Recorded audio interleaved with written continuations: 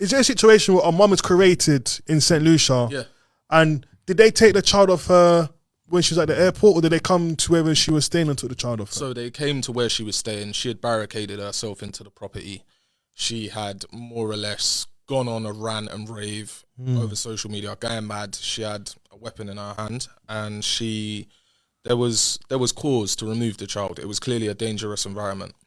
So they removed my daughter, and then she was sectioned forcibly for 2 weeks. I don't know how she was discharged over the 2-week period, because clearly there needs to be some type of, if this was me in them boots, I wouldn't have been released. I wouldn't have been. Next question I was going to bring up to you about your daughter in Saint Lucia. Yeah. So she's in Saint Lucia now. Yeah. Have you been to Saint Lucia yet? I haven't been to Saint Lucia yet. So basically, the reason why I've started the GoFundMe petition and why I've been getting it over social media is I and my family have exhausted every option. It's very expensive. Doing these things take a lot of time, and it gets to the point of where you're meeting so many brick walls, and every avenue is pointing to me to having to go out there. I have tried to go out there on 3 occasions, but the St. Lucian social services have effectively blocked me from doing so, saying that it's not going to do anything. So done. So let me. Do you know what? I want to kind of even get into the St. Lucia system at the moment. Yeah. So what is the St. Lucian system? Your daughter's over there. Yeah. Right. She says she's staying with a government sanctioned childcare. So is she like with a family, or is she in a? No, she's in a children's home. She's in a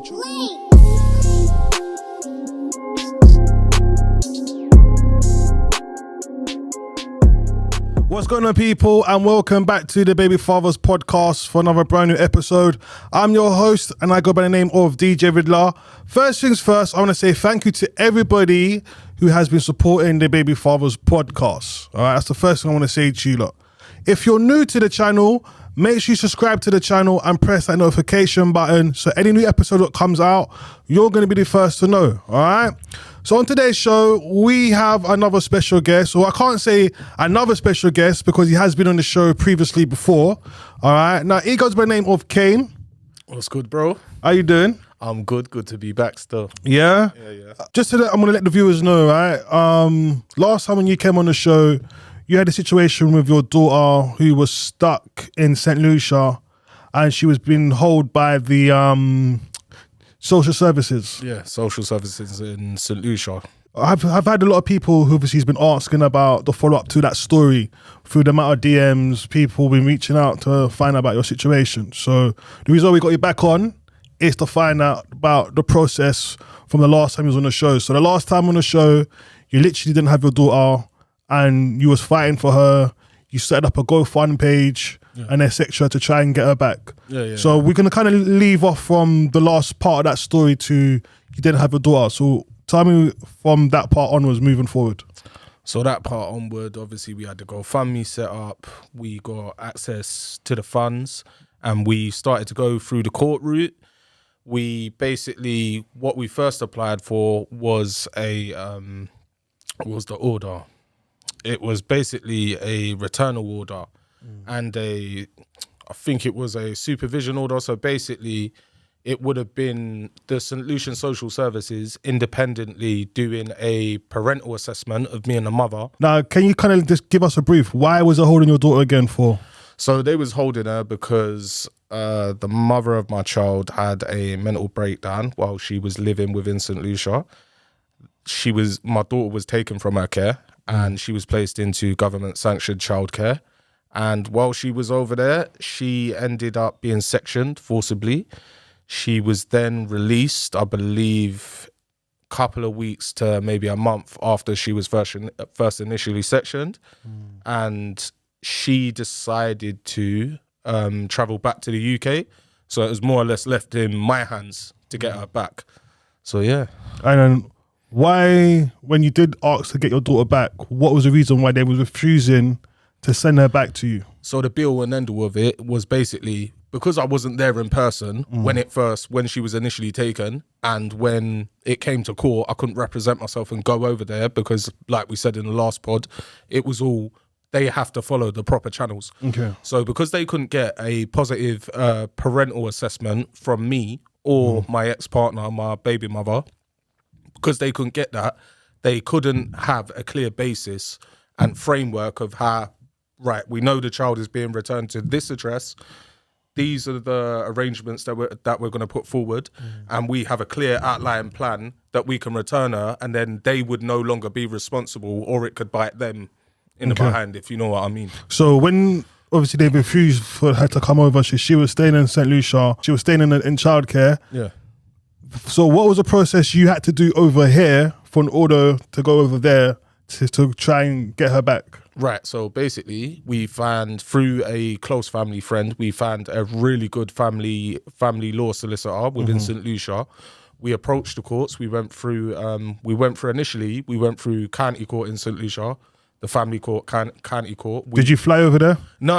Okay. I did this all from the comfort of the UK. Okay. So I just liaise with my solicitor on a regular basis every 2 to 3 days. We'd have reoccurring meetings, I believe every 2 weeks to maybe, depending on how long the magistrate would adjourn for. Say we'd have a meeting. It started off every 2 to 3 weeks, then it went to a month, and it was all on the basis of getting information from the Home Office over here, getting information from the Home Office within Barbados that deals with St. Lucia also, and all the information being relayed to the relevant parties, so everyone knew, like, right, okay, so have we got all relevant documents?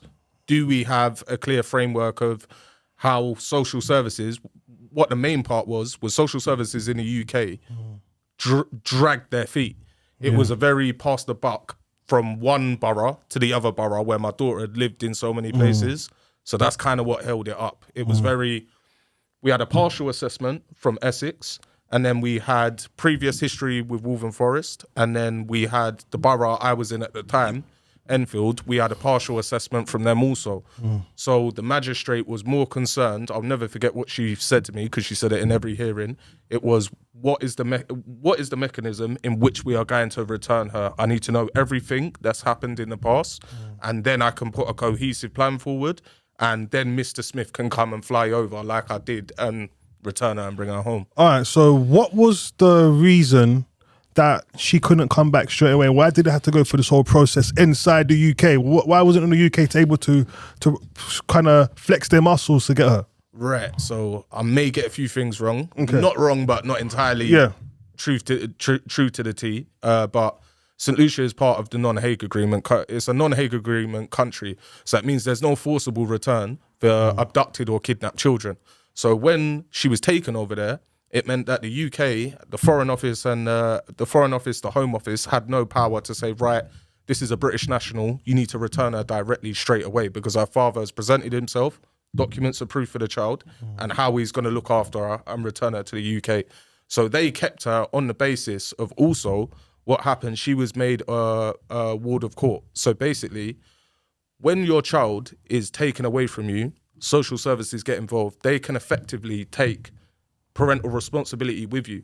So when they take that parental responsibility away from you, not taking it away from you, but joining it with you. So I had PR, my baby mum had PR, and the court was bang smack in the middle saying, yeah, you both have the right to say what you want to say, but we're not gonna make any final decision until we're happy with every box being ticked.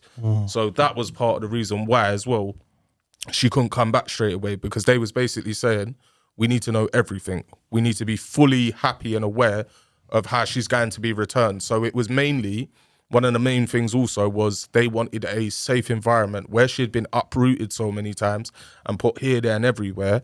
Their main concern was, where's she going to be returned to?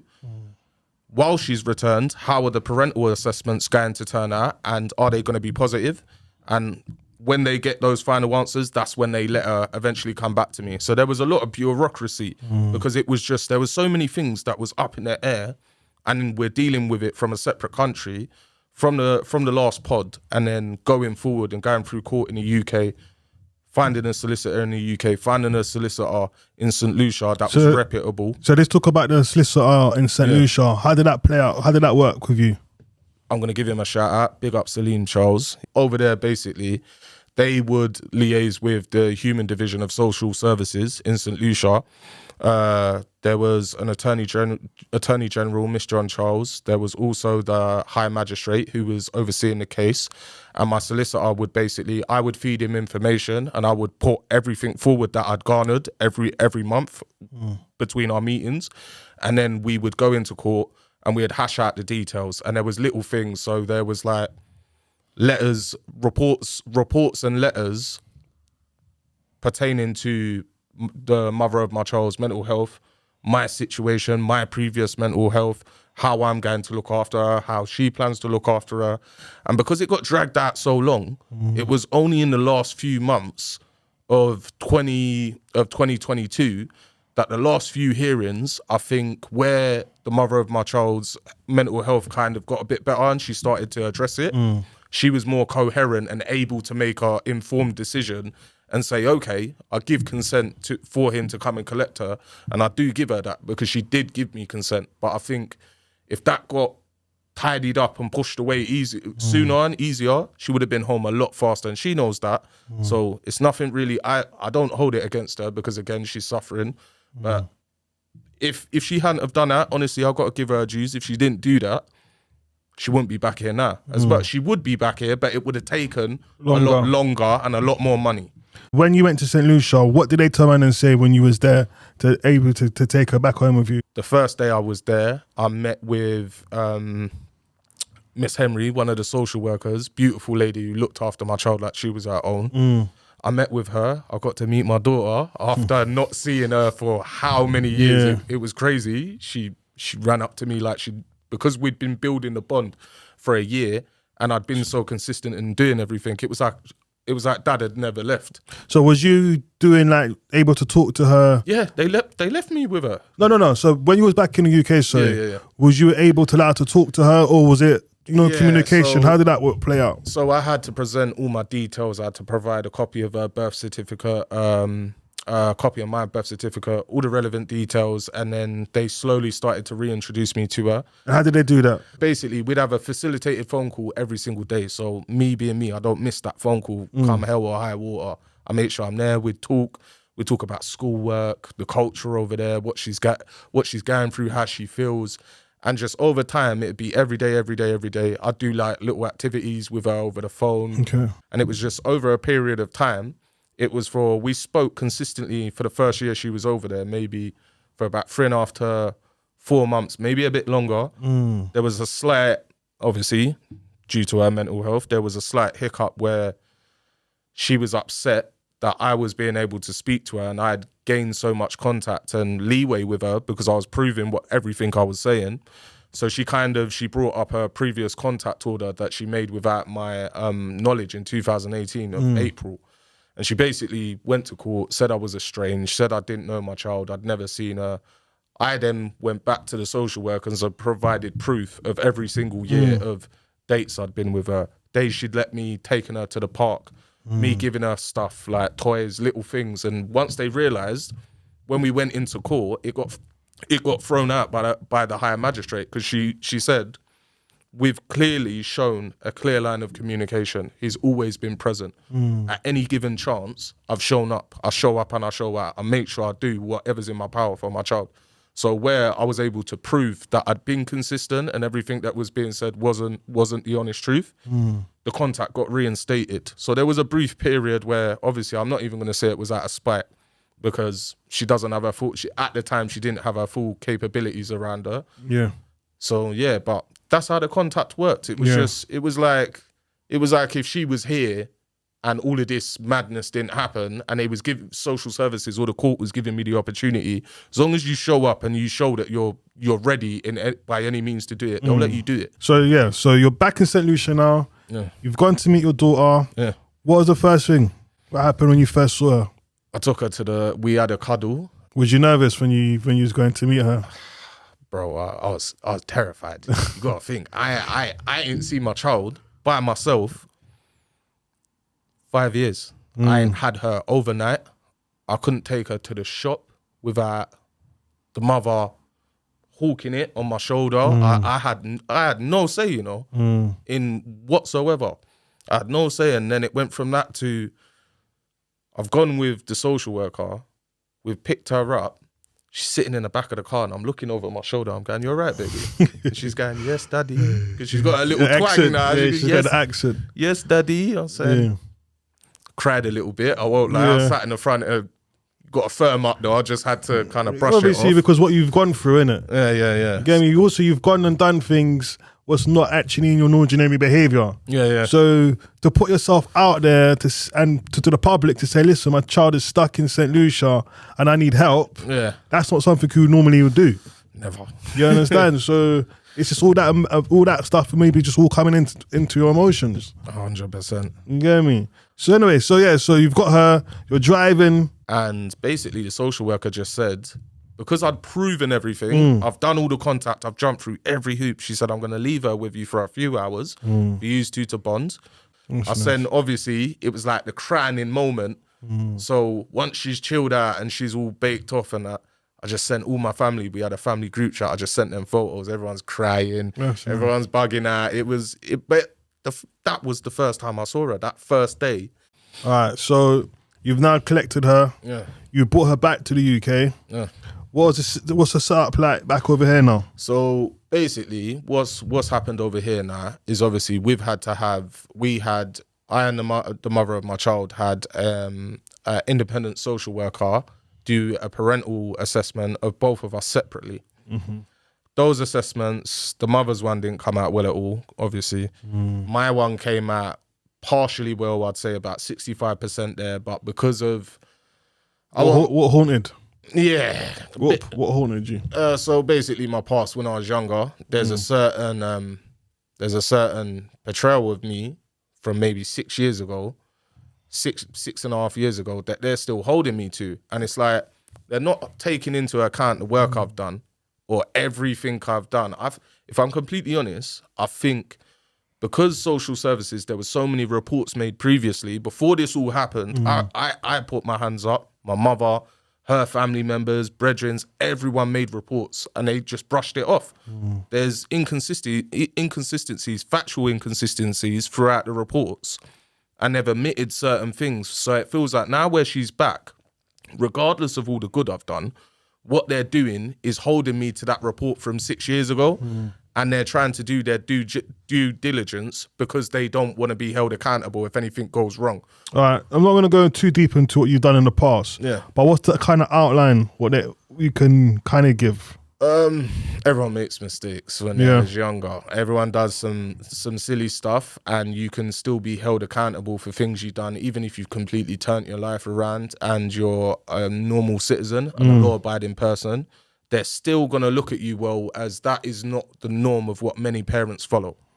So just because we come from a certain background and we may get into certain things when we're young and then we can grow out of that, they don't see it like that. They see it as, well, the normal average Joe of any ethnicity would probably not do this. Would probably not like your average Greg or John who goes to work every day. Philip, DeQuante, whatever. It could be any name. Like, they don't get into certain things, and even if they've turned their life around, we're going to look at it from a point of, well, you shouldn't have done that when you was younger anyway. And with that being said, they've kind of just been like, okay, well, yeah, we see all the good you done. You flew halfway across the world. You picked up your daughter. You went out there and raised your voice, and you done all of this stuff. And I'm still jumping through hoops right now. So with all of that said now, with your daughter and social services, what are they saying about this now then? Right, so there's a SGO order in place, which is a special guardianship order. So part of the means of the mechanism of returning my daughter was obviously, like I said, safe environment for her to be put into. So my mum has put herself forward as a foster carer. Okay. She now shares parental responsibility with IMI, the mother of my child, and neither of us get clemency over the other. Neither one takes above. So my mum can say, okay, well, this is what I think. this is what I think. She's impartial. So she's like the legal guardian now. Yeah, she's the legal guardian now. So basically, she resides at my mother's. I see her three days a week. Her mother sees her once every Saturday in a facilitated space, not by herself. Okay. She's not allowed to yet, but we hope that obviously, given advancement, someday that will happen in the future. But it's all about the child's safety, be all and end all. And how many hours does she spend with her mum every Saturdays? 2 hours. 2 hours a time? Yeah, 2 hours a time. And for me at the moment, it's 3 days a week. There's no specific hour set on it. But I feel that I should get more. Because I don't feel like I've done the same things, but at the same time, it's not really about what I want. And has this been issued by this? Yeah, this has been issued by social services. So we're currently waiting for another family meeting. So they have family meetings, and the social worker, your dedicated social worker, will usually approach the legal team within whatever borough you're in. They will have a meeting and discuss whether or not they think they can take on what you say, or they can disregard it. It all depends on how you hold yourself and what you do in regards to your child. So as long as I keep on the path that I'm doing, how I have been, it's only going to get better. And where the SGO is going through in the next coming weeks, so where that's going to go through, basically, if we both do the things that we need to do, like I said, with drug testing, with her being, for me, it was drug testing, and it was a clean letter of mental health, which I've sourced through my GP. For her, I think it's drug testing, it's a clean bill of mental health, it's consistency in regards to the child and making decisions that benefit the child and not herself. So once we've both gone through those things and I've knocked out my first two things, we can both go court. Yeah. Because obviously, what I've said and what I'm always going to stick with is the child. My child will be coming with me. I ain't gone through this. I was just about to ask you, what you're going to court for. So she's going to court saying she wants to be the legal parent, and then you're doing that the same, that you also want to be. Yeah, so once I've knocked these two things out, I'm going for full custody. I'm going full custody. We've had this discussion as well, so I'm happy to say it on the pod. I'm going for full custody. That's what I've been fighting for all these years. I've finally been able to prove I am a good, respectful, loving father. That's always what I've wanted to be and what I am. She is also saying she wants to go for full custody, but at this point, it's probably not going to happen. And that's not off my personal opinion. It's just off of common sense with everything that's happened. Like, I never kidnapped the kid. I never went and done all this crazy stuff. All I've done is brought her back and try and be her dad. And what I think would be best is for her to have a strong male role model in her life who she can see will go to the end of the earth for her. So I will be going court for full custody in probably the next couple of months once the SGO order goes through and I'll pass these two little hurdles. I'm not sure what she's going to be doing, but I've always said to her, full thingy. I've always said full custody for me, and I'll let her see her whenever she wants. We can work that out. I'm never going to stop her from seeing a kid, but I'm trying to do what's best for my child. And obviously, I know you done a GoFundMe page. Yeah. Was that able to cover your costs, or did you still have to go above what it was? Hell no, bro. Right, so the GoFundMe covered like 3/4 of the court costs, and then because obviously from the pod we were still in court up to a year. As I was saying, we had a lot of people who has been messaging throughout the whole process to find out about your story. You understand? So, and these people actually had people who in Saint Lucia who could help. Yeah. So they was like, how can I go to this guy? Yeah. Because I've got people over there who can help him. And this was like on a good few different occasions. Yeah. You understand? So it's just good to see how the community has come together to actually help. And support and see where they can, you know? Yeah. But as I said, it's good to know that you've got your daughter back. Yeah, bro. I don't know anything more to say. You got anything more to say?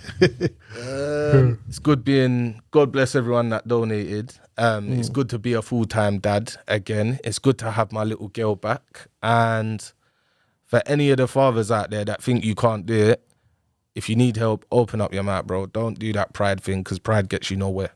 And secondly, just try, bro. Just try it. I'm not perfect. If I can do it and she's back here with man, anyone can do, bro. That's all I can really true, say. man. That's good. That's good, man. That's good. Well, listen, Kane, I want to say thank you for coming back. Thank you to come and share your story with us. And it's just good to know that you've got your daughter back. And yeah, man. Thank you, bro. Yeah? Yeah, man. All right, so listen, I want to say thank you to everyone who's been watching today. I want to hear your lot's views in the description below. Also, if you didn't see the first interview I done with him, I'm going to also put that in the link in the description so you can go back to the first episode to hear about the story, how his daughter got taken away and was in Saint Lucia. We had to go and fight to get her back. All right? So, yeah, so till next time from the Baby Fathers, peace. And we out, man.